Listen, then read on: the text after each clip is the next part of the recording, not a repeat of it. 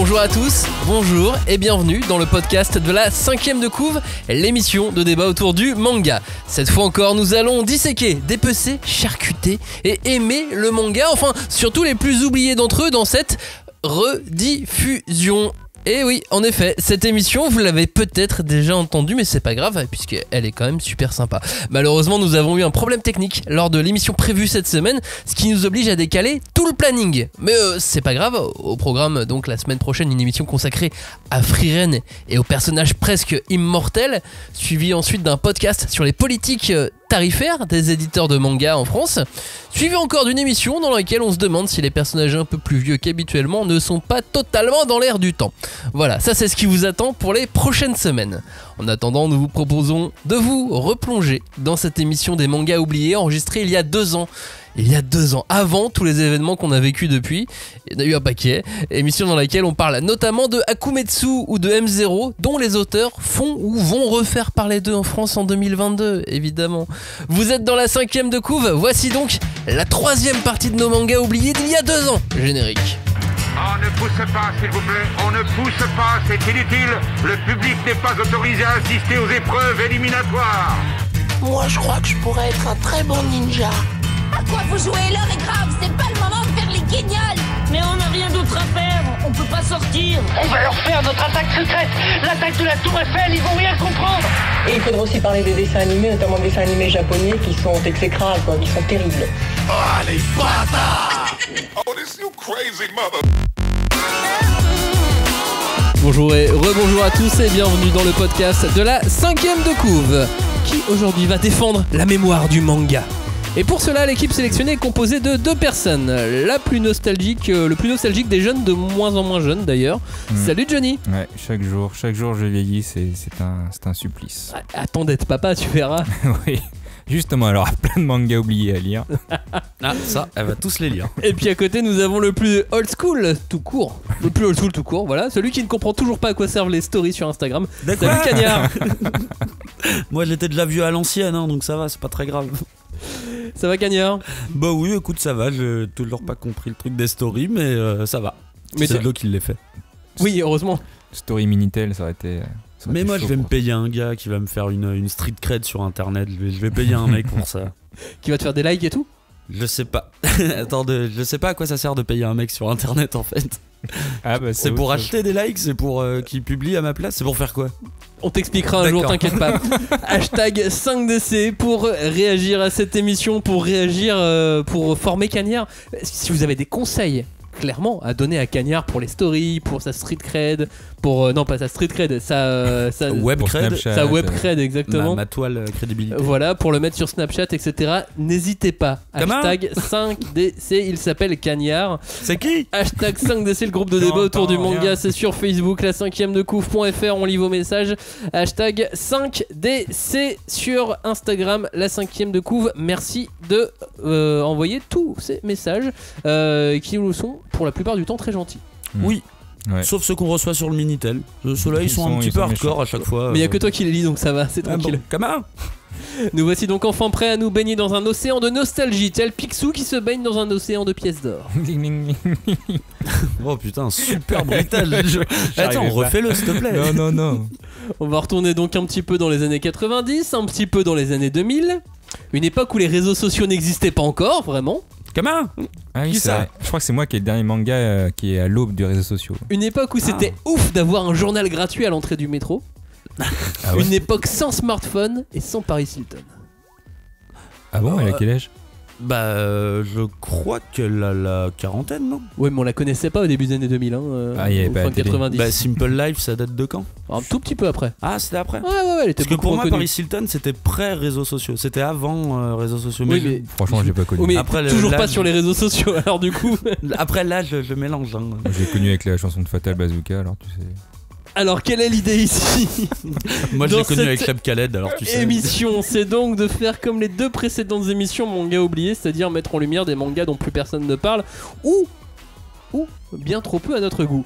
Mais cette fois, on s'est imposé aucune règle. Donc, on est sur des mangas qui, pour certains, voire la plupart, sont totalement portés disparus des librairies.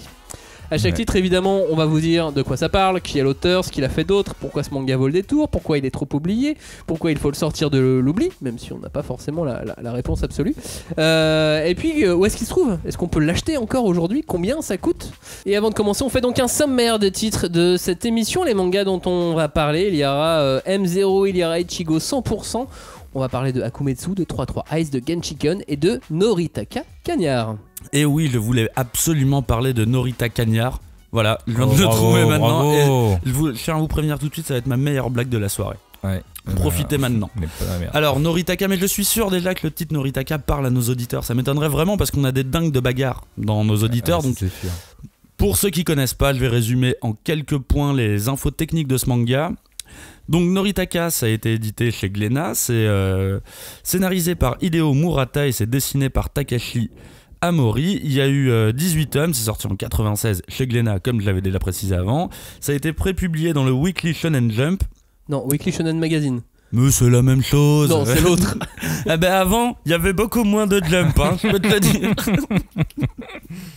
Et est-ce que c'est encore trouvable maintenant ? Eh ben c'est la petite exception de notre liste, c'est que en fait, il est potentiellement trouvable et miraculeusement, tu peux même le trouver en état neuf. Mais c'est fou ça. Mais il est pas en arrêt de commercialisation ? Non, il est pas en arrêt de commercialisation et selon les dernières rumeurs de GFK, donc l'Institut des ventes en France, il se serait vendu 700 exemplaires en 2019. 700, c'est énorme. Bah, attends, en vrai, c'est énorme pour un manga. Pour un manga qui a 24 ans dont plus personne ne parle, il y a 700 ex qui ont été vendus en 2019. Qui sont encore en circulation. Après, c'est tout homme confondu, hein, mais. Ouais, mais c'est-à-dire qu'il y a des libraires là qui nous écoutent. Il y a des libraires dans nos auditeurs, ils ont des Noritaka en neuf. Attends, c'est-à-dire qu'il y a des gens qui sortent des mangas, des nouveautés, qui en vendent moins que les Noritaka qui datent d'il y a 20 ans. Oui, bah ouais, oui, très clairement. Mais en même temps, Noritaka c'était culte. Et ça l'est encore. Et il y a 18 tomes. Et il y a 18 tomes, ouais. C'est fou ça. Mais du coup, s'il y a des libraires qui se retrouvent dans ce message, bah franchement, le combat continue, les frères, merci. ça fait plaisir, quoi. Alors, Cagnard Noritaka, de quoi ça parle ? Eh bien, de manière très brève, Noritaka, enfin, dans le manga Noritaka, on va suivre le quotidien de. Je vous le donne en mille, Noritaka. C'est un lycéen qui est plutôt faible, il est maigre et il a subi une scolarité assez difficile à l'époque du collège. Il s'est fait afficher une fois où il allait aux toilettes. Tout le monde dans sa classe l'a grillé et après on l'a surnommé Caca pendant tout son collège. Donc là il arrive au lycée et il est vraiment plein de bonnes intentions, genre on reset, on repart à zéro et on y va à donf. Et pour draguer une certaine fille, l'amour de sa vie même je dirais, il va se mettre au Muay Thai. Kickboxing, Muay Thai, j'ai jamais trop fait la différence, mais techniquement c'est du Muay Thai dans Noritaka. Parce que c'est peut-être le seul sport où finalement avoir une musculature très sèche, eh ben, ça peut être un atout. Et donc Noritaka va se lancer dans la voie des arts martiaux. Alors qui sont les auteurs de Noritaka ? C'était des gens connus à la base ou pas du tout ? Eh ben moi j'ai l'impression qu'ils n'étaient pas connus, donc on va commencer par le dessinateur Takashi Amori. Donc le manga date de 96. Alors il a lancé Noritaka, il y a une autre série de dessinateurs qui est plutôt connue, c'est sorti en 98 chez Glénat et ça s'appelle Katsuo. C'est aussi un manga de baston. Par contre le scénariste ne l'accompagne pas sur ce titre et moi je me souviens qu'à l'époque j'avais lu Katsuo et c'est un petit peu ce que j'avais retenu, c'était beaucoup plus fanservice, beaucoup plus vulgaire, c'était moins vulgaire, fin. C'était très etchi, je suis en train de dire que Noritaka est fin, hein.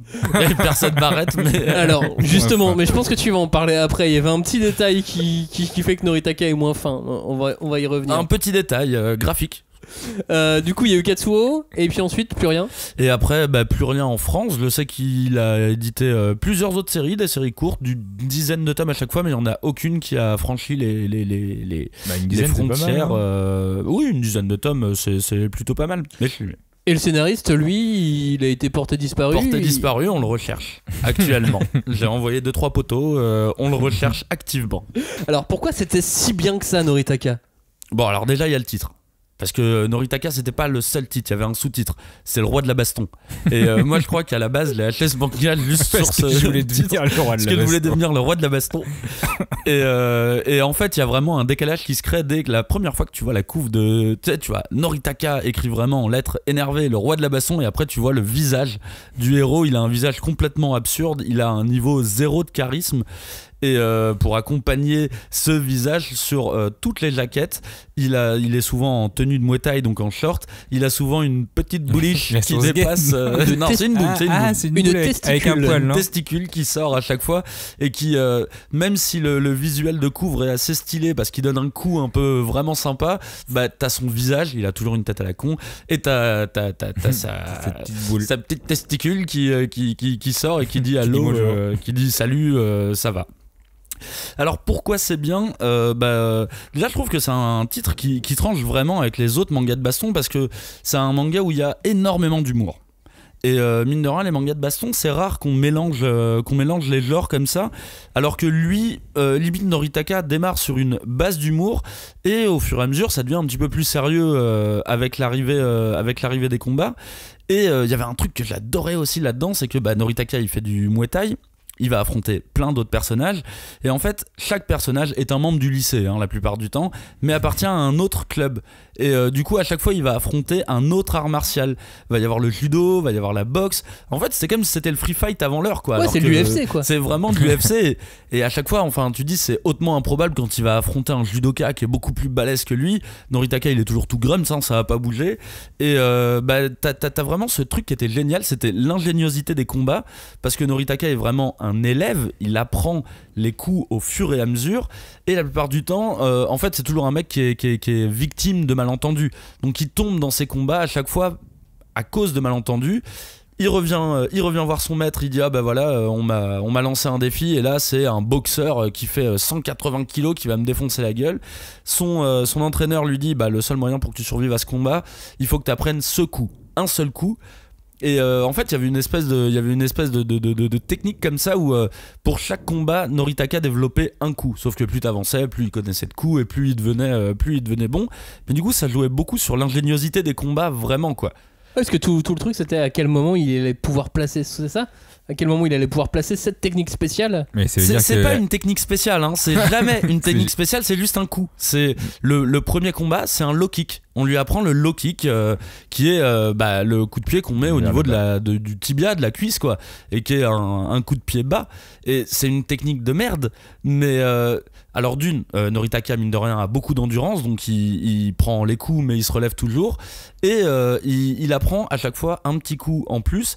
Et typiquement dans le premier combat, je vous le spoil parce que c'est vraiment premier combat, il se bat contre un boxeur qui lui en met plein la gueule, il lui enchaîne les droites, et Noritaka il se lève et il lui remet un coup, il lui remet un low kick, il s'en reprend 15, il remet un low kick, sauf qu'au bout d'un moment le boxeur continue à le boxer, il va lui mettre un dernier coup, mais il s'est pris tellement de low kick que il a cassé la jambe.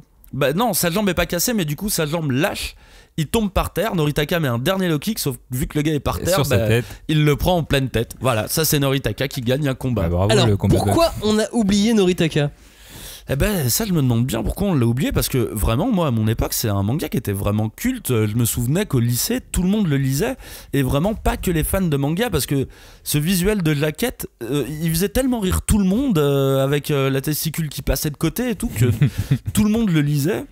Donc je comprends pas, je me dis... On a peut-être manqué une réédition au milieu des années 2000 peut-être, ou début 2010. Non, je pense pas, vraiment. Non mais qui aurait pu relancer le bouquin à ce moment-là. Ah peut-être. Après c'est un manga qui a jamais été très catchy, tu vois, la tête du héros elle est quand même assez ridicule, et tu te dis, tu sais, si tu cherches un manga de baston, c'est pas vers Noritaka que tu vas, juste sur le visuel de couvre, quoi. Et pourquoi on le sortirait de l'oubli alors ? Parce que c'est quand même, mine de rien, c'est culte pour moi, et en plus c'est vrai que c'est un des premiers mangas que j'ai acheté à l'époque, et pour moi ça reste quand même un des classiques des mangas de combat. Et même si là maintenant à l'heure actuelle en termes de mangas de baston on en a plein, tu vois, c'est cool. Je pense à Kanichi par exemple chez Kurokawa, qui est vachement bien et qui mélange beaucoup ce truc humour absurde combat, et Ichi quand même. Oui, peut-être mort. plus Ichi pour le coup, mais... Et c'est un excellent manga, vraiment je l'aime, mais Noritaka ça reste le plus jouissif, parce qu'on part d'un niveau de débilité qui est tellement élevé que les moments dramatiques, quand Noritaka place son coup, je peux vous assurer les mecs c'est jouissif, quoi. T'es vraiment avec lui, parce que c'est vraiment la dernière des merdes qui se rebellent et qui arrive à défoncer les gros caïds de l'école, quoi. Est-ce qu'on a un petit truc en plus ou pas du tout sur ce manga ? Oh, j'ai un petit truc en plus, c'est Murayama, c'est l'entraîneur de Noritaka. c'est un rôle qu'on connaît très bien, hein. C'est le rôle de Mickey dans Rocky, c'est l'entraîneur quoi, qui est un entraîneur à l'ancienne. C'est Monsieur Miyagi dans Karate Kid, tu vois. C'est que des gars qui sont à l'ancienne, tu sais qu'ils ont combattu avant, tu sais qu'ils sont forts. Et j'adore ce principe d'essayer de s'imaginer ce qu'ils étaient à l'époque. Et dans le cas de Murayama, il a vraiment le profil type, hein. C'est un vieux, il est un peu pervers, mais en fait c'est une gloire passée. Il a quand même une technique de bâtard et il enseigne que des bêtes de trucs à Noritaka quoi. Noritaka, c'était donc sorti aux éditions Glénat en 1996. Aujourd'hui on le trouve encore à peu près en neuf de temps en temps du coup. Oui, j'ai traîné un petit peu sur des sites marchands type Fnac et tu peux les trouver à 8-9 euros en moyenne. Bon, après, je suis quand même tombé sur des gens qui font nimp et genre le tome 1 à 70 euros. Tu vois, là, bah oui, allez-y, je vous en supplie. Ça, c'est le destin du marché de l'occasion. La suite de cette émission, ça se passe avec moi, puisque moi j'ai choisi Genshiken. Et ouais, Genshiken, et oui, de Shimoku Kiyo, qui est sorti en 2007. Tu vois, c'est pas si vieux que ça, hein, contrairement à Noritaka. C'était moi le meilleur, je croyais que c'était 2006. Chez Kurokawa, il y a eu 9 tomes. 9 tomes seulement. C'était prépublié dans le magazine Afternoon, donc magazine qui prépublie aujourd'hui Vinland Saga, par exemple, c'est pour dire à quel public on s'adresse. Mais rien à voir. J'adore ce genre de comparaison. Rien à voir avec Vinland Saga pour le coup. Bon, Genshiken qui est aujourd'hui totalement introuvable en neuf et puis qui même à l'époque à sa sortie ça se vendait pas sur la totalité des tomes à plus de 10-15 000 exemplaires. Donc c'était propre mais c'était pas fou non plus, hein, même à sa sortie Genshiken, donc c'était vite oublié. Moi j'ai jamais entendu parler de Genshiken. Genre jamais. Genre le logo me parle, mais vraiment je ne sais absolument pas de quoi ça parle pour le coup. Genshiken c'est l'abréviation d'un terme japonais qui est Gendai Shikaku Bunka Kenkyukai. Qui veut donc dire Ah bah oui, traduction. Évidemment. Club d'études de la culture visuelle moderne. J'allais le dire. Ah, c'est les gens fans de porno? Non, de manga et d'anime. Et ouais, puisqu'en fait. C'est les geeks, les otaku. C'est ça, on suit les activités d'un groupe d'étudiants passionnés de manga, d'anime, de jeux vidéo. Un club de lycée, tu sais, comme dans tous les lycées au Japon, il y a des clubs. Et ça, c'est le club Genshiken, le club donc d'études de la culture visuelle moderne. C'est un peu comme nous, quand on fait ce podcast, tu vois, on fait une sorte de club. Ah oui. Et bah voilà, là c'est pareil, c'est des otaku passionnés qui font des trucs et qui discutent de trucs d'otaku. C'est un peu comme nous finalement. Au début on découvre le club à travers les yeux d'un personnage et puis très vite plusieurs personnages vont avoir de l'importance et notamment la prépondérance d'un second membre qui est un personnage féminin qui n'est pas otaku. Ah. Oh. Et qui c'est donc qui a écrit ça? Alors Shimoku Kiyo, qui est connu en France que pour ce manga. Et au Japon. Et allez, encore un porté disparu. Au Japon comme en France, enfin dans le monde entier. Bref, il a participé un peu à l'anime et puis en 2010, il a créé la suite de Genshiken, qui est inédite en France et qui est définitivement terminée. Du coup, ça monte à 21 tomes avec la suite. Ah quand même. Ouais, 9 les plus 12. Les Japonais, ils ont bien aimé. Depuis, il a fait 2 autres séries, une qui s'appelle Spotted Flower, qui est sur le quotidien d'un employé de bureau otaku et de sa femme enceinte. Ça parlera peut-être un petit peu de toi, Johnny. Et puis l'autre qui s'appelle Ashiko Ensemble, l'histoire d'un groupe d'étudiants d'un lycée technique qui vont créer la première chorale de leur lycée. Oh, c'est le Glee Club. Ouais, c'est Glee. Ouais, c'est Glee. En manga. Glee, les choristes. Entre Glee et les choristes dans un manga. Et rien à voir avec le milieu geek du coup. Non, enfin même si j'ai vu la tête de certains persos, il y en a qui ont l'air bien geek quand même, en tout cas dans le design. Oui, tu vas avoir un petit otac là-dedans. On l'aura pas. Alors mais pourquoi c'est bien ce truc? Parce que le pitch là, c'est des geeks. Oui. Pourquoi c'est bien du coup? Parce qu'en fait c'est assez fidèle. C'est fidèle à ce qu'on peut voir et à ce qu'on peut faire au Japon quand on est à fond sur le manga, à fond sur les animés et le tout traité façon comique, façon comédie. Par exemple, on va avoir tu sais, cette petite honte qui peut être ressentie au début. Là, c'est le personnage qui s'appelle Kanji, qui est pas sûr de lui et qui va dans un magasin spécialisé. Et au début, tu fais mais pour qui on va me prendre si on me voit rentrer dans ce magasin et tout ça. Non, on l'a peut-être pas trop en France parce qu'on vit pas de la même façon. Mais au Japon, c'était un truc qui était totalement crédible. Oui, et puis la notion d'otaku à l'époque n'existait pas pour nous. Oui, on allait en librairie acheter des bouquins au final. Oui, c'est ça. On n'avait pas de magasin spécialisé otaku, tu vois. On avait ça, puis à l'époque c'était vraiment assez. Enfin, moi quand je l'ai lu, en tout cas, assez important de se regrouper, puisque du coup on était tous quelques-uns autour d'une passion, d'une sous-culture, d'une contre-culture. C'était important de se regrouper, puis voilà, on retrouvait ça dans ce manga. Et même si aujourd'hui ça s'est démocratisé, c'était agréable de retrouver ce genre de choses. Et puis c'est une plongée aussi dans la façon japonaise de voir les choses. sais, même en 2007, malgré tout, ça faisait encore rêver de se dire mais comment ça se passe au Japon, comment on fait, comment ils font quand ils sont geeks comme nous. Et ben voilà, on voit, et c'était assez fidèle. Voilà, ils étaient intelligents, c'est con, ils faisaient des clubs. Et ils faisaient des clubs. Nous, on l'a pas fait, on était en galère. Nous, on fait des clubs de sport, des clubs de théâtre au lycée, mais pas plus. Mais c'est vrai qu'à l'époque, pour se regrouper entre lecteurs de manga, il n'y avait pas de club. Heureusement qu'il n'y avait pas de club, même, j'ai envie de te dire. Non, mais il y avait des clubs, il y avait des bédos. Allez, vas-y, attends. Ok. Merci Johnny. Merci pour cette intervention.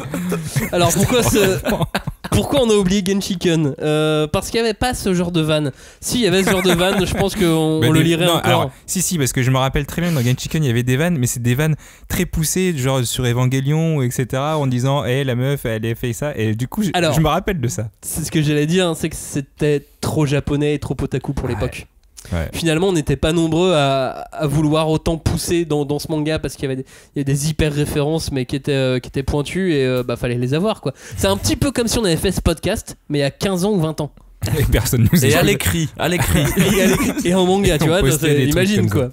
Ah non, c'est sûr. Et j'aurais envie de le sortir de l'oubli aujourd'hui, parce que maintenant on est vieux, on a vu plein de choses. C'est vrai. On connaît le Japon, on connaît tout, on est plus apte à apprécier cette culture otaku.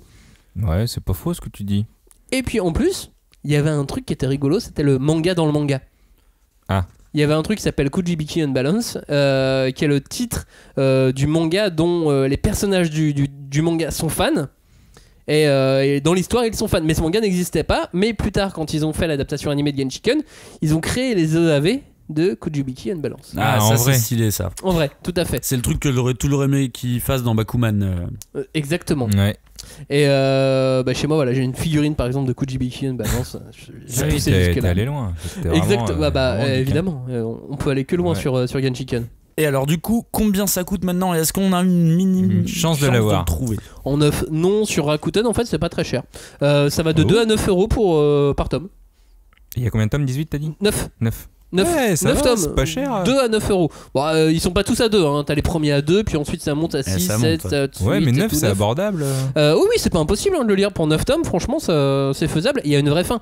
Parce qu'en fait, la suite de Genshiken, il reprend là où ça s'était arrêté, mais c'est une vraie fin qui était prévue, quoi. C'est une saison 2, vraiment. Ouais, c'est une sorte de saison 2, exactement.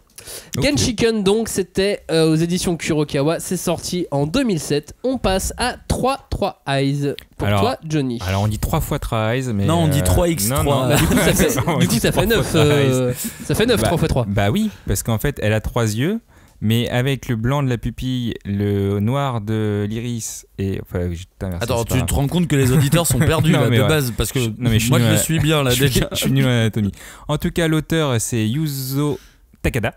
C'est sorti chez Pika Édition en 2000, donc ça date un peu. Alors je pense que c'est moi qui ai le plus grand nombre de tomaisons parce qu'il y en a 40. Toujours donc, le mec qui veut l'obsession. Il l'aime même pas ce manga. Je vous le dis, si là je vous arrive à vous convaincre, vous êtes dans la merde pour les trouver, mais on va y arriver. C'était prépublié dans Young Magazine, donc c'était un seinen. Et d'ailleurs j'ai une petite anecdote là-dessus. Et quand même en 2003, il y avait quand même 50 000 exemplaires qui ont été vendus. Ce qui n'est pas rien. Ce qui n'est pas rien du tout, c'était une bonne vente. C'est un vrai chiffre. Bon, après il y avait 28 tomes, donc voilà, 2000 par tome, mais c'est bien. Mais c'est bien. Ça aide. 3 Eyes, de quoi ça parle? Alors 3 x 3 Eyes, c'est l'histoire d'un jeune lycéen du nom de Yakumo qui va mourir. Voilà. Allez, fin de l'histoire. Très bien, alors merci Johnny. Je vous en prie, c'est gratuit. Non, en fait, il va ressusciter en plus grâce à une jeune immortelle du nom de Pai. Bah, après là, je m'avance un peu parce que c'est un peu le spoil, mais on va revenir au début. Donc, Yakumo était tranquille en lycéen. Une petite fille de nom de Pai arrive et lui donne une lettre de son papa, qui était un ethnologue célèbre, qui était parti au Tibet pour retrouver une race divine qu'on appelle un truc bizarre, les Sanjiyan Unkara. C'est un peu genre les Super Saiyan, mais ouais. version mythologique. Bref, elle arrive avec sa lettre, elle lui dit que son père il est mort, sympa la news. Et qu'en gros, son père avant de mourir lui a dit va voir mon fils, il pourra t'aider à devenir une humaine. Et il fait les voix. Ouais, je fais les voix aussi. Et oui, parce qu'en fait, Pai fait partie donc de cette race divine, les Sanjiyan Unkara, et son but ultime, c'est de devenir humaine pour être tranquille, je pense. Yakumo. On est plus tranquille en tant qu'humain qu'en tant que Saiyan. Ça, oui, parce que comme c'est la dernière descendance, elle va se faire étudier, tout ça. Elle veut pas ça. Après, t'as Freezer qui va arriver, ça va être relou, quoi. Non mais. Putain, mais j'ai rien compris. C'est pas grave. En tout cas, Yakumo dans tout ça, lui, lui, il. Ah bah j'ai pas fini. Bah tiens. non, il Bah arrive non. et lui, en fait, il s'en fout. Et lui, ce qu'il veut, c'est vivre sa vie de lycéen. Donc il fait bah vas-y, je t'aide pas, tant pis pour toi. Et puis finalement, il va se retrouver mêlé à un combat, puis il va mourir. Et c'est là que Paille va le ressusciter, sauf qu'elle le ressuscite et il devient son esclave parce que ils ont plein de pets. Comme on dit dans les MMORPG, De familiers. des familiers, c'est ça le mot français, des petits compagnons, et du coup il se retrouve son esclave, et comme il est mort et que c'est un peu un monstre lui aussi, il va avoir une nouvelle quête, c'est de retrouver son humanité, car a priori c'est possible.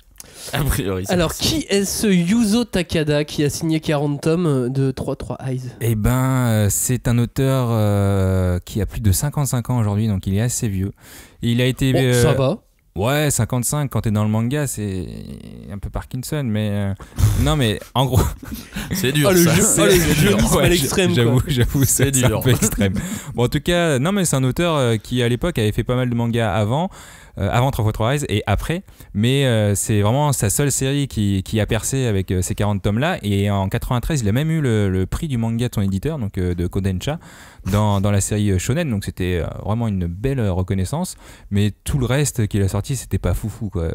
Il y a peut-être eu Blue Seed que vous pouvez connaître, qui a eu une adaptation Carrément, ouais. en anime, et Genzo le marionnettiste qui a été publié pendant 6 ans, mais à part ces deux petits mangas qui sortent du lot, on n'a pas un truc de fou quoi. Et faut dire que 3 Eyes c'est sorti en 1900 au Japon. Ah oui, c'est vieux, c'est sorti en 1987. Ouais, donc ça a vraiment mis du temps Oui. pour ça arriver en France. Ça a été publié quand même 15 ans, et dès que ça s'est fini, pouf, Pickel l'a édité. Bon, dans tout ça, en tout cas, il a retenté en 2015 de relancer la série, et il a fait même 2 séries pour la suite 3x3 Eyes. Mais bon, c'est jamais sorti en France, donc je pense pas qu'on les verra non plus. C'est bien dommage d'ailleurs, parce que sont très très très jolis. Et sinon, il a été l'assistant de Kosuke Fujishima, l'auteur de Amai Goddess, que je vous avais parlé dans mon manga oublié partie 2. Je l'ai appris en plus seulement là, donc c'est un hasard. C'est du récent là, c'est de la news de Ouais. dernière minute. Alors pourquoi devons-nous essayer de retrouver 3 Eyes? Franchement, je sais pas si c'est bien en fait ce manga. Non mais c'est un de mes premiers mangas que j'ai lu. Et en fait, comme tous mes premiers mangas, j'ai eu vraiment une histoire profonde avec mon enfance où c'est la nostalgie de mes meilleures années en fait. Et quand je pense à 3x3 Eyes aujourd'hui, je me dis c'était vraiment une aventure épique, un peu à la Indiana Jones. Le mec il allait partout, de Chine, en Égypte, au Tibet.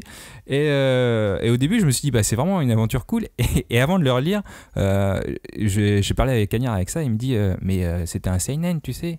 Et je fais quoi? Mais non, c'est un shonen, il y a des combats et tout. Il fait bah non, et en fait j'ai relu et là j'ai fait ah ouais, il y a des explosions d'intestins, des trucs. ouais. Et là je me suis dit mais à l'époque tu vois ça m'a pas choqué.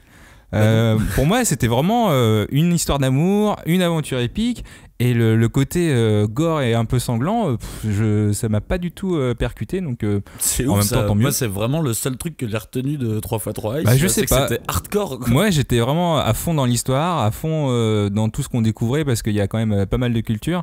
J'en parlerai un petit peu après, mais en vrai trop bien. L'histoire elle est vraiment trop bien, ils vont partout, Chine, Égypte, Tibet. C'est une aventure épique, franchement voilà, allez-y. Et Très bien bien. sûr, il faut pas oublier que Yuzo Takada dessine super bien. Enfin, c'est mon avis bien entendu. Pour l'époque, pour le Chacun dessin de l'époque. C'est du old school, mais en vrai, non, c'est trop beau. Et pourquoi on a oublié 3 Eyes alors? Le tome 40 il est sorti en 2005, donc c'était 40 quand même. il y a 15 ans quoi. Donc autant vous dire qu'entre temps on a eu une tartée de manga, donc il y a eu des blockbusters partout. Donc en vrai 3x3 Eyes il avait aucune chance, et puis les gens ils savent pas reconnaître un bon seinen. D'ailleurs je pensais que c'était un shonen. Bah ouais, c'est peut-être ça le problème. Donc voilà. Et puis du coup, faut les tenir les 40 tomes en Non, faut librairie les aussi. tenir. Pour, Non mais après moi je pour veux le le sortir magasin. de l'oubli parce que en fait la réponse est toujours la même, c'est trop bien tout simplement. Il est beau, c'est Non. épique, c'est de la culture il y a de la culture en mythologie, on parle pas d'apprendre comme être un mytho. Ah oui merde. C'est ouf. T'avais prévu une blague et Ouais, j'avais prévu une blague tu et l'as je- ratée. Tu veux la refaire Ouais, ou, je vais la ou refaire. pas? Très bien. Alors attention, mesdames, mesdemoiselles, messieurs, voici. Ah ouais, parce qu'en Une plus tu blague. vas pas me couper. Ok, d'accord. Non mais je voulais dire que c'était trop beau et que c'est épique, et en plus il y a énormément de culture en mythologie. Et je parlais pas d'apprendre comme être un mytho, mais de la mythologie la vraie. Oh, c'est nul. Putain, j'espère vraiment que C'est tu vas la nul. couper. Non, je pense qu'on va la laisser. Quel est le horrible. truc en plus de ce manga? S'il y a un petit détail là pour faire. Non, le truc en plus, c'est vraiment la mythologie orientale et extrême orientale, parce que en gros, l'auteur, c'est vraiment un passionné des mythes et légendes du monde, mais de tout le monde, et il se base t'arrêtes de te moquer de mon manga. Mais non, mais il est trop bien. Mais mec, t'es en train de mentir aux gens. Tu leur parles de culture, de mais mythologie. parce que c'est vrai. C'est juste un manga mais hardcore. Arrête, t'as lu 10 tomes, t'as pas lu les 40. Le gars, il est passionné par quoi? Par les intestins à travers le monde. C'est ça qui l'intéresse. Tous les monstres qu'il va présenter, ils sont issus du panthéon égyptien. Il y a une ribambelle de créatures issues des légendes chinoises. Et moi, j'ai appris plein de trucs. On dirait que t'es en train de parler de Taniguchi. C'est un manga hardcore. T'as appris quoi, Cagnard? Laisse-le tranquille. Moi, j'ai appris, par exemple, le mythe des 3 singes. Tu connais le mythe des 3 singes? Oui. Bah, c'est quoi? Vas-y. Bah, il y en a un qui ferme les yeux, l'autre qui entend pas et l'autre qui parle pas. D'accord, et ça veut dire quoi? Bah, c'est toujours une histoire d'intestin. Eh ben non, c'était le compagnon du pèlerin Xuanzang qui l'a aidé à trouver les livres saints du bouddhisme. Là, tu dis rien. En lui ouvrant les intestins, raconte toute l'histoire. C'est cet aspect qui est employé dans la symbolique de 3 petits singes. Ne rien voir, ne rien entendre, ne rien dire. Bref, j'ai appris plein de choses et j'avais que 15 ans. Alors, combien ça nous coûterait d'acheter les 40 tomes aujourd'hui, Johnny? Franchement, vous êtes dans la merde. Parce qu'il y a des gens tarés qui vendent la série complète à 275 €. Bah après, ça fait... Attends, 275 ouais, ça fait 6 sur 40, ça va? Ça fait 6,8 par tome. Mais là, j'ai vu une personne qui vendait ça et il l'a vendu. Donc après les gens normaux, j'ai vu des 33 premiers tomes pour 75 €. Donc là franchement c'est abordable. Oui. Mais c'est juste qu'il faut arriver à trouver les 7 derniers. Et ça c'est plus hardcore. Après il y en a, si on fait tome par tome, ça va de 1,5 € à 45. Donc, mais en vrai, tapez 3 fois Trice dans Google, achat occasion, vous trouverez des trucs et c'est possible. Oui, globalement, tout ce que vous tapez sur Google, ça vous donne des résultats. Ça, c'est un bon truc à savoir pour la vie de tous les jours. Ça, c'est un bon tip, parce que 3 fois Trice, t'as appris. C'est mieux que la blague sur les mythos. C'est un mytho, mais tu vas l'enlever, c'est pas grave. Non, je crois pas. Non, je crois pas non plus. Cagnard, on passe au manga suivant. Parle-nous de Akumetsu. Alors, je vais vous parler d'Akumetsu, qui est donc dessiné par Yuki Yogo et scénarisé par Yoshiaki Tabata. Alors c'est un manga qui a été édité chez Taifu en 2006 et c'est une série qui comporte 18 tomes. Elle était prépubliée dans quoi? Le Shonen Champion. Ok. Champion, voilà, c'est tout ce que je peux dire. Et ça s'est jamais vraiment bien vendu. Ça s'est jamais vraiment bien vendu. Donc a priori on peut miraculeusement trouver encore quelques tomes qui traînent. En état neuf, il y a 40 exemplaires qui ont été vendus. L'année de la sortie, il y a eu 1700 exemplaires du tome 1 qui ont été vendus. Ouais, donc c'est dur. Très faible. Ouais, c'est bien. Il y a eu une tentative de réédition en 2013 et attention, ils ont fait des efforts. Ils ont mis le tome 1 à 3 € et ils en ont vendu 400 exemplaires ce coup-ci. Même donc, Noritaka a mieux fait cette année. Là on est dans la street cred là. Là on est vraiment dans la série du quartier. Il va vraiment falloir que tu nous dises de quoi ça parle ce Akumetsu, parce que personne n'en veut a priori. A priori personne n'en veut, mais je connais quelques personnes autour de cette table qui en ont voulu. Après plus, mais au début ils en ont voulu. Et ça parle de quoi? Alors ça parle de Akumetsu. On est donc dans un Japon contemporain, plutôt moderne, hein, ça se passe vraiment à notre époque. Et comme à notre époque, c'est gangréné par la corruption. Akumetsu, c'est un héros aux méthodes peu conventionnelles et il a décidé de punir les puissants du monde en rendant le pouvoir au peuple. Donc le héros, il s'appelle Gu, c'est un lycéen et en même temps c'est aussi le super-héros Akumetsu et c'est un super-héros ultra violent qui va prendre les politiciens en otage et qui va rendre coup pour coup à cette société qui est gangrénée par la pourriture, on va dire. S'il voit un mec véreux aux infos, il va lui faire la peau. Ouais, c'est le Death Note de la fin. C'était le prédécesseur de Death Note, je pense. Est-ce qu'il était là avant? Je sais pas. Peut-être pendant. Hein. Peut-être, ouais. Qui est l'auteur avant de nous parler un peu plus du bouquin? Alors là, on a donc deux auteurs. Les auteurs d'ailleurs, ouais. Donc il y a Yogo Yuki qui est le dessinateur. Alors lui, il a bossé sur Wolf Guy et sur Ninja Slayer. Alors Wolf Guy, c'était chez Tonkam. C'était une très chouette série aussi. Ninja Slayer, c'est chez Kana et d'ailleurs sur ces deux séries il bosse encore avec ce scénariste Yoshiaki Tabata. Alors ils ont toujours bossé beaucoup ensemble en binôme et depuis leur première œuvre qui s'appelait Comics Master G mais qu'on n'a jamais eu en France, que du coup je l'ai jamais lu, et en même temps à côté de ça on peut les trouver sur des grosses licences comme Mazinger Z ou sur Ninja Slayer. Ce que j'adore avec ce duo d'auteurs, c'est qu'ils ont vraiment un ton young adulte très prononcé. Je veux dire, Akumetsu, c'est vraiment très violent et c'est un récit très noir, ouais, mais très par rapport critique à contre la société. C'est pas la même violence. C'est une violence qui est différente parce que la violence de 3x3 Eyes, elle est plus visuelle et gore. Okay. Là, c'est plus de la violence psychologique. Et tu vois, même quand tu prends leur Ninja Slayer, leur adaptation du manga Ninja Slayer, elle est complètement what the fuck, c'est vraiment hyper absurde. Et moi j'aime bien ce petit duo et j'aime d'autant plus ce dessinateur, je trouve qu'il est Il est vraiment génial, il mériterait d'être beaucoup plus connu, et d'autant plus quand je vois le boulot qu'il fait sur Ninja Slayer, je me dis ça serait bien que tu reviennes à des récits un petit peu plus classiques, quoi, on va dire. Et le scénariste, on l'a vu sur Young Black Jack, c'est ça ? On l'a vu sur Young Black Jack, ouais, qui a très bien marché. Alors il a bossé sur le manga et sur l'animé, et d'ailleurs Young Black Jack, vous pouvez le retrouver chez Panini. Ça doit faire partie des mangas oubliés aussi, si c'est chez Panini, je pense. Vous pouvez le trouver sur Google. Hein. Ça, on demandera à Google aussi. Oui, puisqu'on peut le trouver sur Google, ça c'est bien vrai. Merci Johnny. Ouais, c'est pas... Arrêtez. Petit conseil à vous tous. Demandez à Google, les gars. Google est ton ami. Pourquoi c'est bien Akumetsu alors ? C'est une des séries les plus dérangeantes que je connaisse, en fait, parce qu'elle pose clairement et très frontalement la question du terrorisme. Et cette question, elle est développée dans le sens, est-ce qu'on peut tolérer la violence extrême sous prétexte d'avoir une motivation légitime ? Et Akumetsu, c'est une sorte d'ode à la révolution et à l'anarchie, comme j'en ai jamais lu. C'est un manga qui te donne une patate d'enfer, et ça donne vraiment envie de se rebeller contre tout le système en place, parce que Akumetsu a vraiment ce truc de le personnage d'Akumetsu. C'est clairement un terroriste, mais ses méthodes sont celles d'un terroriste, et même si sa motivation est bonne, c'est-à-dire qu'il pense que le monde est gangréné par des politiciens véreux, il va utiliser les pires techniques pour faire changer ce monde. Et je trouve que cette thématique-là, elle est vraiment géniale.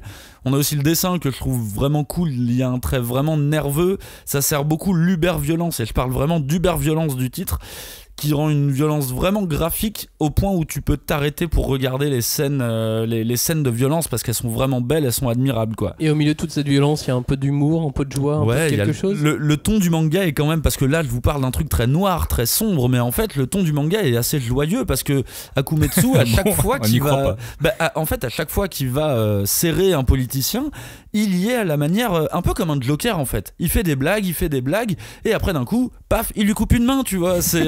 Du coup, t'as un ton vraiment décalé entre le sérieux du propos et la manière dont Akumetsu se comporte avec les politiciens. Et à ton avis, pourquoi ça a été oublié presque dès sa sortie ? Là, je pense que c'est de la faute de Taifu Comics, et quand je dis de la faute, c'est pas de leur faute, mais c'est un éditeur mineur, et c'est un titre qui a jamais eu vraiment le droit à une belle visibilité. Je pense que c'est un diamant qu'il faut polir, mais il aurait fallu le travailler vraiment sur du long terme. Et en plus, on voit que Taifu a essayé de le rééditer, lui a redonné une chance aussi, mais il y a des titres comme ça, c'est très compliqué. Puis, en même temps, le ton est vraiment dur, et parfois en le lisant, t'as limite l'impression d'avoir un manga pro-républicain, tu vois, sur le port d'armes, sur la violence. Donc c'est un propos qui peut gêner quand même pas mal, quoi. Oui, surtout que nous on n'est pas habitué à ce genre de propos. Mais du coup, pourquoi on le sortirait de l'oubli aujourd'hui ? Justement, là j'ai relu quelques tomes parce que j'avais envie de me remettre dans l'ambiance, parce que c'est un manga dont l'ambiance est très dure à saisir.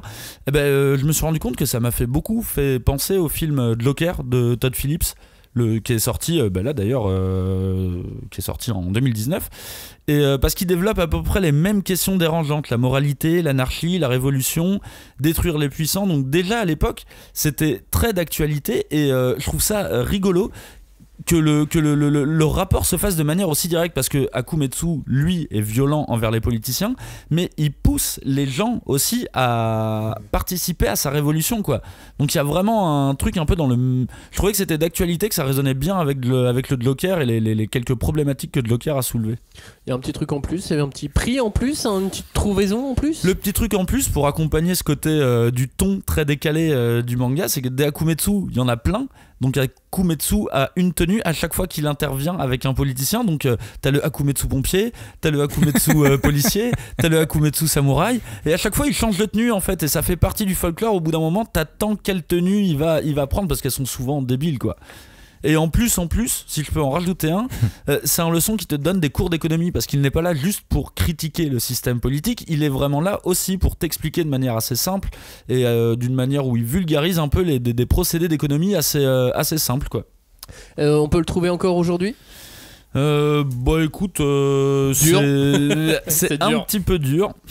Disons que en moyenne c'est entre 4 et 5 euros en librairie, je parle en librairie sur le net, et après sur les vrais bons sites de revente de fils de pute c'est 40 euros le tome, tranquille, quoi. C'est un peu le problème de sa publication chaotique, c'est qu'il y a des gens, je pense qu'ils le veulent vraiment et qu'ils doivent être prêts à payer les 40 balles. Et sinon, de manière générale, c'est un manga qui se vend pas du tout, quoi. Bah, je paye pas un manga 40 balles. Pour la légende, il y a quelques années, j'avais fait le tri dans ma bibliothèque, puis j'avais sorti des séries et des choses que j'avais plus envie de lire ou plus envie de garder, puis au bout d'un moment il n'y a plus de place, et j'avais mis en vente quelques séries sur internet, puis je les avais détachées, un truc du style Le Bon Coin, tout ça, enfin j'avais foutu des annonces, et on veut m'acheter mes Akumetsu. Et tu les as vendus. Et alors du coup je les vends, je vois super machin, et puis je fais pas trop gaffe, et puis au moment d'écrire l'adresse, je vois Christophe Gans et l'adresse d'un studio de ciné. Ah. Le réalisateur de Crying Freeman, du Pacte des loups. C'est ça, et donc j'ai vendu mes Akumetsu à Christophe Gans. Ça c'est classe. Voilà. Mais d'ailleurs c'est toi qui me l'as fait découvrir cette série. Tout à fait, c'est ça. Tu l'avais et il l'a revendu. Logiquement volé dans ma bibliothèque. Volé. Oui, volé en fait. On va passer de l'hyper-violence maintenant à de l'hyper-romance. C'est trop bien joué. Putain, ça y est, sauf que tu m'as piqué ma punchline. Ouais, mais tu l'avais pas trouvé. J'allais la faire. Ça y est. On va parler de Ichigo 100%. Il est dans le rythme. Il est dans le rythme, c'est bon. Ichigo X 100%. Non, je déconne, il n'y a pas de X Ichigo. Ichigo 100X. Ouais, et de l'autrice, parce que c'est une femme qui dessine, Mizuki Kawashita.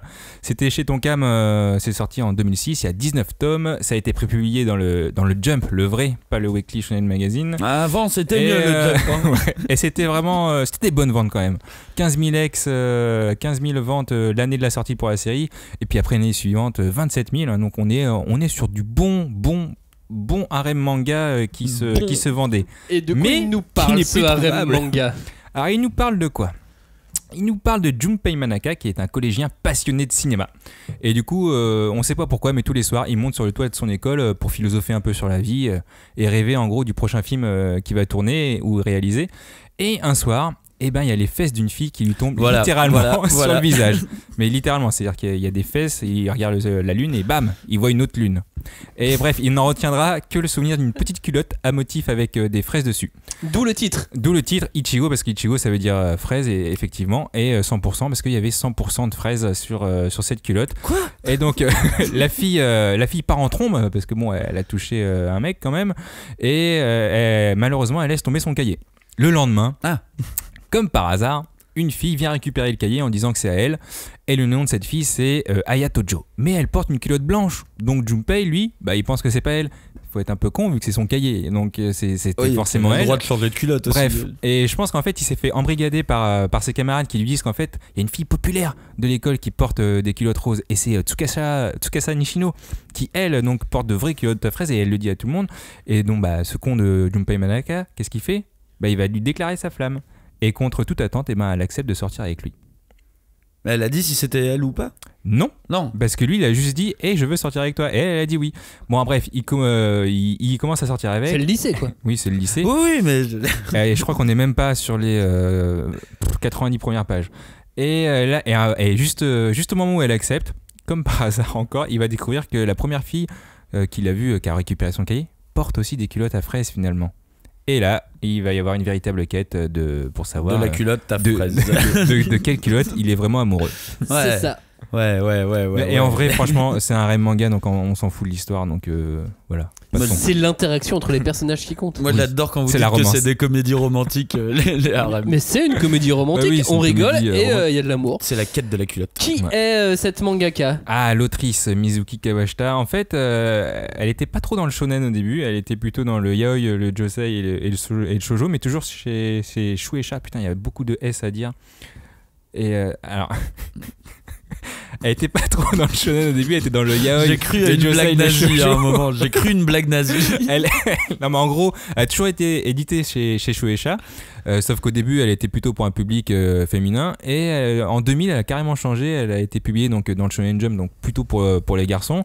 Et elle connaît le vrai succès, parce qu'avant c'était des petites séries. Elle connaît vraiment le succès avec Ichigo 100%, 19 tomes parus. Et à part ça, elle a pas eu des séries de ouf. Ah si, quand même. Non, alors c'était des séries qui étaient bien, mais c'était une tomaison assez courte. C'est Atsukoi Limited qui était sorti en France, c'est 4 tomes. Et qui est totalement dans le même esprit. Et c'est le même esprit. Gemaru Edition, pareil, il est sorti en France, mais c'est 2-3 tomes, non? Qui est moins le même esprit. Oui, Gemaru Edition. Mais c'est drôle quand même. Oui. Et en tout cas, en 2017, donc c'était il y a pas longtemps, il y a 3 ans, elle avait annoncé faire une suite de Ichigo 100% qui s'appelle Ichigo 100% It's Side Story, l'histoire du côté Est. Voilà, traduction. Merci.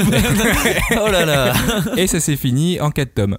Je sais pas ce que je préfère, si c'est les traductions ou les blagues mytho et mythologie. Moi j'aime bien. Arrêtez. J'aime bien les blancs. Moi j'aime bien les blancs qui laissent. Ou les petits trucs sur les S aussi. Bon, en tout cas, dans cette ou suite. les conseils Google. Peut-être. Vous vouliez savoir ce qui se passe dans cette suite. En gros, il y en a c'est vrai, il se passe quoi dans la suite? Il y a dans cette suite, à la fin des 19 tomes, la première série, spoil pas, hein. Il choisit une fille. Ok. Ouais. Et cette fille, elle se fait jeter. Enfin, l'autre se fait jeter plutôt, pardon. Et dans la suite, on va suivre justement cette fille qui s'est fait jeter.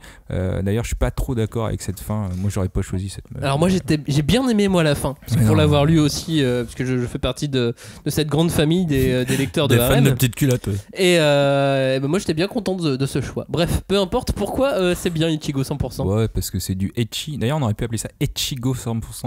Mais non, mais c'est de la romance de collégien. Le gars est en full impro. Il est en full impro. C'est de la détente. En vrai, faut pas chercher plus loin, quoi. C'est une comédie romantique. Et une fois qu'on a déjà vu 1 milliard de fois Love Actually, c'est bien de passer à autre chose. Et franchement, Ichigo 100%, moi je l'ai lu, j'étais au lycée, je m'identifiais facilement au personnage. Après, j'avoue qu'aujourd'hui, je sais pas si en lisant cette série, je trouverais ça bien. Mais c'est tellement beau. Enfin, elle dessine vraiment super bien, Mizuki Kawashita. Et en même temps, j'ai commencé Nisekoi il y a pas longtemps et je me dis, je vais peut-être me relire tout ça. Donc, non, franchement. C'est cool, Nisekoi. Ouais. Et pourquoi on a oublié Ichigo 100%? L'auteur, à part cette série-là, elle a pas fait max de séries. Donc au bout d'un moment, si tu fais pas de série, c'est normal qu'on t'oublie. Et l'anime qui est sorti, il y avait 13 épisodes et 5 OAV, alors qu'il y a quand même 19 tomes. Et tu te dis, ils auraient pu faire un peu plus grand. Donc pas d'anime. Plutôt de piètre qualité cet anime, si je puis me permettre. C'était vraiment pas top. Et du coup, pas d'anime, tu fais pas de série super top. Alors que Love Ina ou les quintuplés, l'anime est à la hauteur. Ouais. La différence. Voilà. Ouais. Pourquoi on sortirait Ichigo 100% de l'oubli du coup? C'est une bonne question.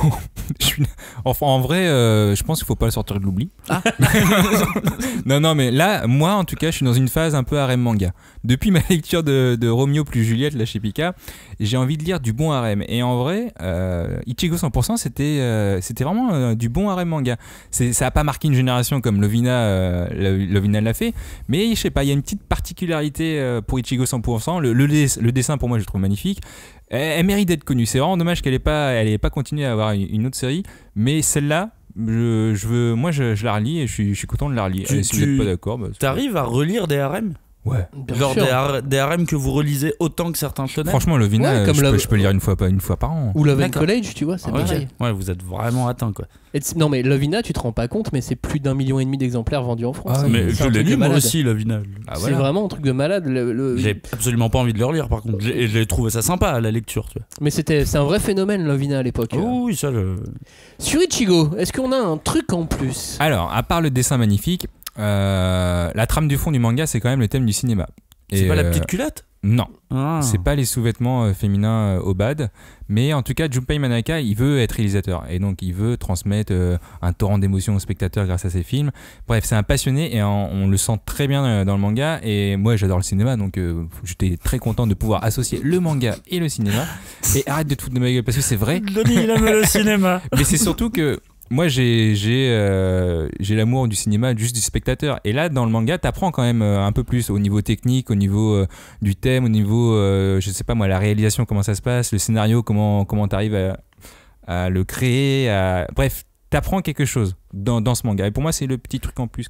Est-ce qu'il y a de la mythologie peut-être dedans? Non. Eh ben tu sais quoi, je referai cette blague. Mais tu sais quoi, s'il y avait Ichigo 100% mais qui aurait mal tourné, ça donnerait DeadTube. Ah oui, d'accord, ok.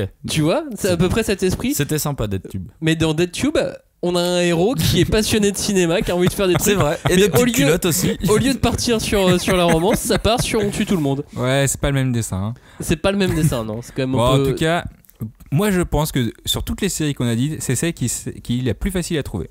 J'ai trouvé la série complète à 115 €.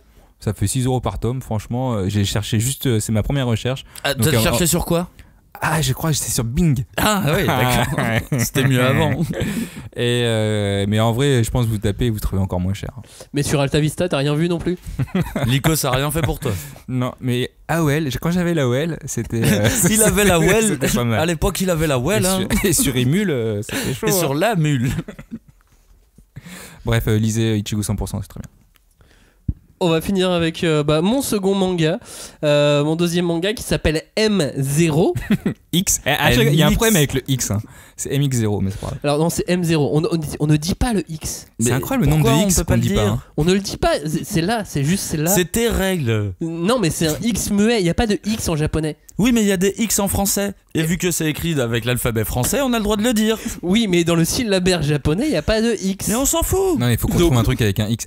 X de Clamp, tu fais comment? Ah oui, tu dis quoi? Tu dis le manga Clamp. Le manga Clamp. Tu dis deux Clamp. Tu dis Ikusu. Mais n'importe quoi. Eh ben, M, Ikosu, X. Donc, on vous parle d'un manga nommé M0, mais qui s'écrit MX0, mais qu'on dit M0. Sachez-le, un manga d'Yasuhiro Kano, sorti chez Tonkam en 2007, quasiment en même temps qu'Ichigo 100%. M0 qui fait 10 tomes. Et qui était prépublié comme Ichigo dans le Weekly Shonen Jump. À sa sortie, c'était pas fou. Il y a eu malgré tout 5000 exemplaires du tome 1 qui était sorti en toute fin d'année. Puis l'année suivante, c'est parti 50 000 exemplaires. Ah oui.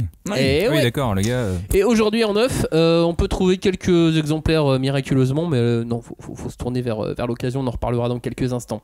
M0, ça parle d'un garçon qui s'appelle Taiga qui rêve d'intégrer un prestigieux établissement qui s'appelle le lycée Seinagi.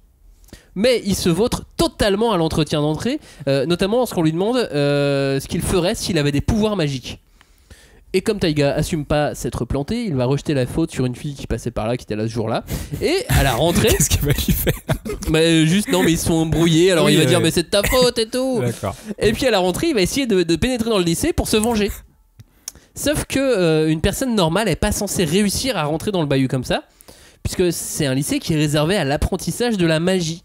Et donc aux élèves qui ont des prédispositions naturelles à la magie. Sauf que là, gros quiproquo, il arrive quand même à rentrer, il se fait repérer par le prof de magie en chef même, qui lui a fait une bourde dans la protection du lycée, et ils vont devoir se couvrir mutuellement, se couvrir l'un et l'autre, et donc il va intégrer ce lycée de magie sans pouvoir magique. C'est un manga d'imposture. Parce que sinon, le prof va se faire virer, et lui, ça va mal se passer pour lui, donc il doit vraiment se couvrir. Donc, on a un Taiga sans pouvoir qui intègre une école de magie, et qui va se voir doté d'une carte qui lui permet de faire de la magie, enfin... tout du moins de faire croire qu'il fait de la magie, puisque en fait il a vraiment pas de pouvoir, et cette carte ça sera la M0, d'où le nom du manga. Ah, M comme mythologie. Exactement. X comme clamp. Et la M0 c'est une carte d'annulation de magie. Donc voilà, et en plus à cause du prof, comme au début il fait genre je me bats avec le prof, tout le monde le considère comme un ultra surdoué. Oui, oui, il y a ce truc. C'est l'imposture totale. Imposture totale et quiproquo à tous les étages. C'est donc à ce moment-là commence un manga de magie scolaire, mais totalement décalé et totalement parodique. MX0, qui a écrit ça? Eh bien, l'auteur de Pretty Face. Yasuhiro Kano, c'est un auteur qui est toujours très prolifique, qui a publié pas mal de séries, quasiment à chaque fois publié en France, et à chaque fois dans la comédie surtout. En France, il y a eu donc Pretty Face, il y a eu M0, puis il y a eu Arisugawa au Pays des Miroirs, et puis dernièrement, il y a eu Kiss Death, toujours chez Tonkam. Ouais. C'était quoi déjà Pretty Face? C'était pas un homme qui se transforme en femme? Si, ils échangent leur corps avec une fille, et lui se retrouve avec le corps d'une fille alors que c'est un garçon. Et donc la semaine prochaine dans le Jump Plus, il commence sa nouvelle série qui s'appelle Saruru Kill Me, l'histoire d'une tueuse qui tombe amoureuse de sa cible et qui va s'avérer invincible. Donc il est habitué à faire des histoires assez courtes. Par exemple, le dernier Kiss Death, ça a fait 7 tomes. Pretty Face, c'était dans les 7. M0, c'était 10 tomes. Ouais, il est régulier. Mais au moins, des séries on a une courtes. petite fin, quoi. Oui, c'est ça. Il les prévoit pas pour que ça dure 20 tomes, quoi. Bon, je pense que si l'éditeur lui dit s'il te plaît, fais 20 tomes parce qu'on va te donner des millions. Continue, Et il le fera, mais voilà, c'est pas l'objectif en tout cas de ce genre de série. Et alors, MX0, pourquoi tu nous l'as ressorti ? Alors, M0, je l'ai ressorti parce que c'était une ode au burlesque et au quiproquo. Oui. Il y a peu d'auteurs qui arrivent à jouer aussi bien avec les quiproquos et lui, il y arrive très bien. Souvent, on dit qu'il y a cette petite barrière de l'humour japonais. Bah là, ça passe. Là, c'est visuel, c'est burlesque, donc ça passe. Et en plus, c'est sa spécialité. À l'auteur, il manie parfaitement cet art du quiproquo et cet art de la comédie. Et pour moi, c'est pour ça qu'il faut lire M0. Et d'après toi, pourquoi faut le sortir de l'oubli ? Alors, pourquoi faut le sortir de l'oubli ? Parce que je pense qu'il faut connaître cet auteur. Vraiment. Et M0, en plus, c'est probablement sa meilleure série, la meilleure pour le découvrir, pour découvrir cet auteur et pour plonger dans son humour et dans son univers. C'est, je pense, celle qui est le mieux calibrée dans l'humour, dans l'action. Il y a un petit peu de tout à chaque fois. Le curseur est au bon endroit. Mais malgré tout, ça a été vraiment oublié. Et c'est difficile de maintenir des séries courtes dans le temps. Pourtant, il a une actualité. Il a une actualité, il sort des séries régulièrement, mais pour un éditeur, c'est compliqué de maintenir en catalogue des séries comme ça qui se vendent de moins en moins. Ouais, qui se vendent plus du tout. C'est ça, parce que M0, c'est très bien, c'est pas un immense chef-d'œuvre. Donc, sans avoir une politique édito très claire sur le sujet, c'est compliqué. M0, ça va en pâtir. C'est pas assez gros pour que les libraires les gardent vraiment en magasin. Et pourtant, c'est au-dessus de nouveaux titres qui se vendent aujourd'hui. C'est vraiment plus quali que certaines comédies de cette année, de l'année dernière, d'il y a 2 ans.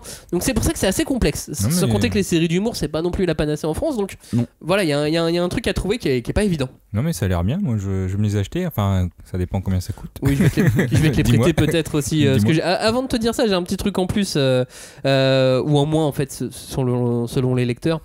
Le fanservice. Ouais, c'était bien en moins alors. C'était bien blindé de fanservice. Je crois que c'est en plus pour toi, Joe.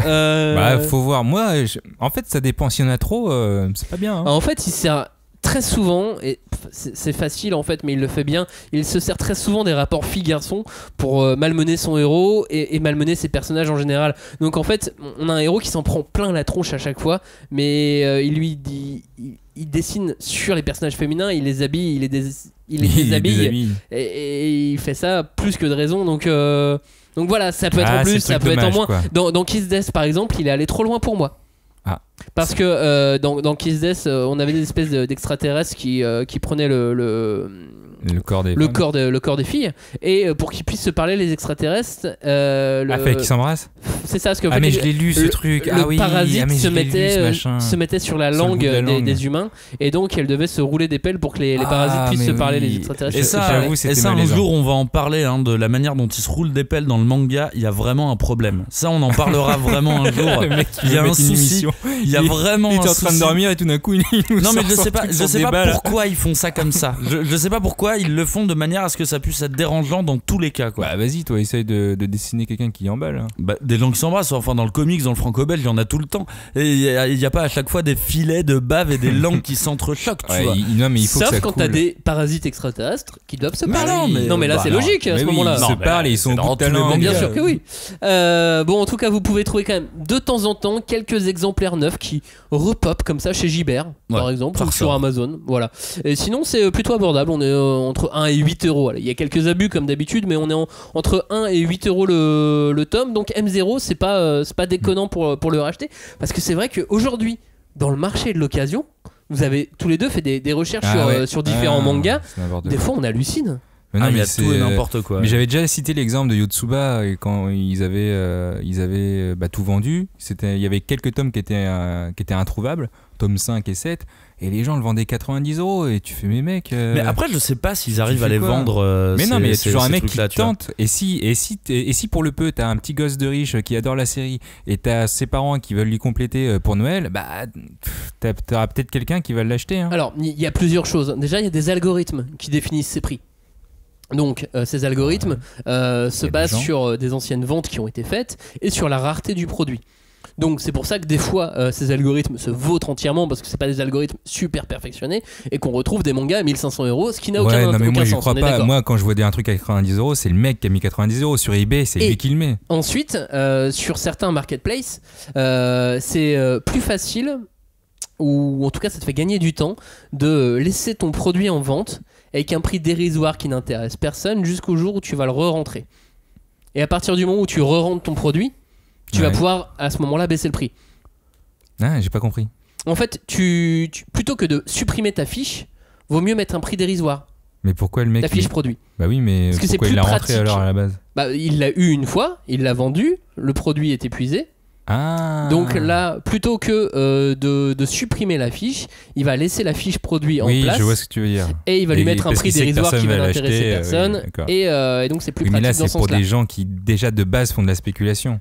Là, pour moi, nous, les recherches qu'on a faites, c'est un mec qui veut se débarrasser de sa série. Il se dit que c'est le seul à l'avoir et il met un prix exorbitant. Tu vois. Moi, le truc qui me... Parce que tu vois, la spéculation sur le manga, c'est assez récent pour le coup. Enfin, assez récent. Ça date pas d'il y a si longtemps que ça. Moi, j'ai connu l'époque de la spéculation des comics de Panini, quand Panini avait toutes les sessions de comics, que ce soit Marvel et DC, et j'ai déjà acheté des trucs un peu chers, des comics qui coûtaient 19 balles, je les ai payés 40 balles, tu vois, parce que ils étaient plus trouvables. En francs, du coup. Non, c'était des euros. Ah merde. Et par contre, ce truc du manga, quand je vois certains tarifs, je les vois, je les comprends pas, je me dis moi je les achèterai pas de toute façon, et surtout, ce que je remarque, c'est que je ne connais personne autour de moi qui a acheté un manga à ce prix-là. Mais personne. Je suis pas sûr en fait que ça soit personne. Je pense que à des moments nous on a une passion pour le manga. Oui, Okay. bien sûr. Nous on a un boulot, on gagne pas non plus 20 000 € par mois. Il y a des gens qui ont cette passion pour le manga, qui ont des très hauts revenus, et à un moment donné ils ont pas le temps. Ils ont pas le temps de faire des recherches. Ils ont peut-être pas envie de chiner. Moi j'adore ça, traîner dans les bouquinistes, tu vois, pour trouver des vieux mangas pas chers. Moi j'aime bien ça, mais moi c'est une passion, c'est un truc que j'aime bien. Et je suis pas sûr que tout le monde l'a. Et quand t'as les moyens. Oui, pourquoi mais bien pas. Sûr, quand t'as les moyens, tu t'en fous. 40, 60, 70 €, c'est peut-être. Mais quand t'as les moyens, t'achètes une librairie aussi. Et puis... Bah non, c'est du taf. C'est du temps, c'est du taf. Ah c'est non, compliqué. Oui, mais tu payes des gens pour le faire. Bah ouais, non, mais voilà. Non, c'est pour ça, je pense qu'il y a vraiment des gens qui sont capables de les acheter, ces bouquins. Quand il te manque qu'un titre, que tu te dis, allez, c'est 55 €. Allez, il manque mon tome, là, le dernier, le tome ultime. Bah, je t'ai dit, moi je l'ai fait. Certains passent. Font le petit pas en plus. Moi je l'ai fait pour certains comics, mais et encore c'était des tarots qui étaient pas abusés, hein. C'était vraiment genre le mec le vendait à 15 €, 20 € en plus, tu vois, et vraiment ça me faisait chier parce qu'en plus à l'époque j'étais étudiant, donc j'avais juste mon job étudiant, et déjà ça m'arrachait de devoir le faire, quoi, mais parce que c'était le seul moyen de le lire vraiment. Moi je pense que je suis déjà allé jusqu'à plus d'une trentaine d'euros pour un manga, un tome unique. Ouais, mais c'est un truc un peu collector, introuvable, vraiment introuvable. Pour un truc compliqué à trouver, ouais. Bon, en tout cas, je sais qu'on a regardé beaucoup sur internet et Google est ton ami, comme je l'ai dit, mais en vrai, moi je vais pas mal dans des librairies d'occasion sur Paris. Bon, je connais surtout sur Paris, notamment à Saint-Michel, le Hapoum Papoum là. Le Hapoum Papoum qui est entre Saint-Michel, Cluny et Odéon. Il y a toujours des grandes séries et c'est pas cher. Chez Hapoum Papoum, ils ont ce truc de faire des séries complètes. Ouais. Un peu comme au Japon. Au Japon, t'arrives dans les exactement. Tu prends tout. Hein. Alors que en France, on a Book Off, mais ils font pas ça. En revanche, chez Book Off, on peut trouver des mangas à 2 €. Ouais. Ce qui est pas mal. Et du coup, moi je conseille, et ça c'est partout en France, je conseille les cash converteurs.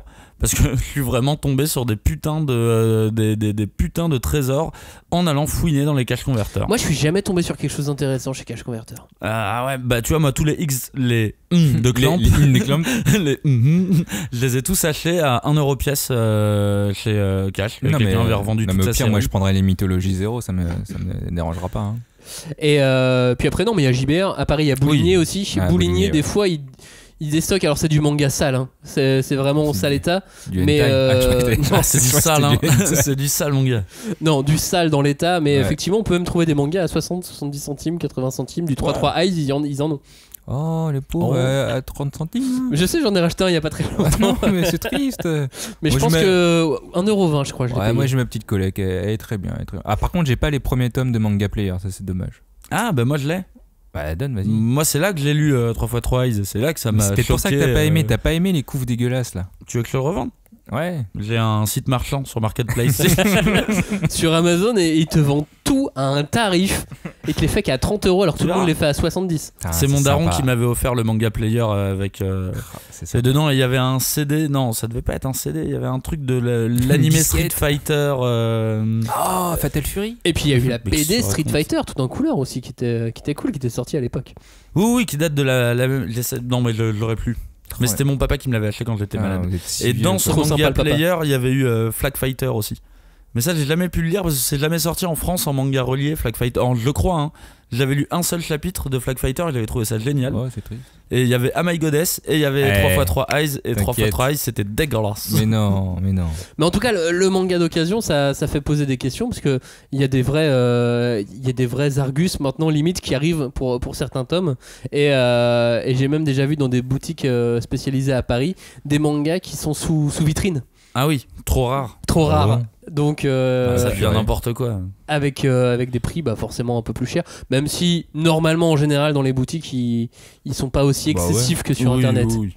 Sauf si ça devient des boutiques de collectionneurs, comme dans le comics ça peut arriver aussi. Comme ça arrive aussi aux États-Unis, mais au Japon ça l'est un petit peu moins, on trouve un petit peu plus facilement tout. Oui, mais par contre au Japon c'est la collection existe vraiment. Le Shonen Jump, le premier numéro de Naruto par exemple. Si tu veux l'acheter dans le Shonen Magazine qui est sorti quand Naruto a été publié pour la première fois, ça coûte un truc genre 200 €, toi. Sauf que depuis ils l'ont réédité ce magazine et donc du coup tout est tombé. Moi j'ai toujours vu, il est toujours en vente dans une vitrine, je sais plus comment elle s'appelle, Mandarake ou chez Mandarake, ouais. Et c'est un truc genre 20 000 yens. Ils disent voilà c'est le premier. Parce que c'est le vrai, parce que depuis la réédition effectivement ils l'ont fait au prix normal. Moi j'ai la réédition du premier où il y a eu Dragon Ball, du premier où il y a eu JoJo's, etc. Mais c'est des rééditions qu'ils avaient fait pour leur anniversaire. Et comment ils peuvent les vendre 200 balles le Dlum c'est édité à combien? 400 yens. Donc, non, édité à combien d'exemplaires? Ah mais c'est à l'époque c'était plusieurs millions, ouais. Comme ça. Du coup il y a 1,5 million oui mais d'exemplaires. Le principe du Shonen Magazine c'est que tu l'achètes 4 € et puis tu le jettes dans ta poubelle. Putain, et puis tu sais pas que Naruto ça va être la meilleure série du monde qui va faire 60 non mais trucs. C'est limité à 1,2 million exemplaires. Ouais, super. C'est donc la fin de cette émission, merci messieurs.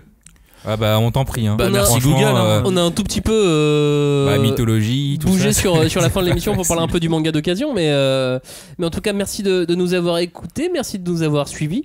Comme d'habitude vous aussi balancez vos mangas oubliés.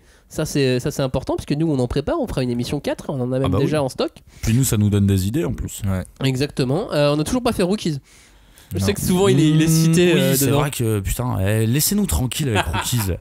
Attendez, à un moment ça va être réédité, ça va être un échec total et à ce moment-là on en parlera. Très bien, on fera ça. Merci en tout cas. Hashtag 5DC pour réagir à cette émission, la 5ème de couve.fr. À très bientôt. Merci de nous avoir écoutés. Ciao. Salut. X.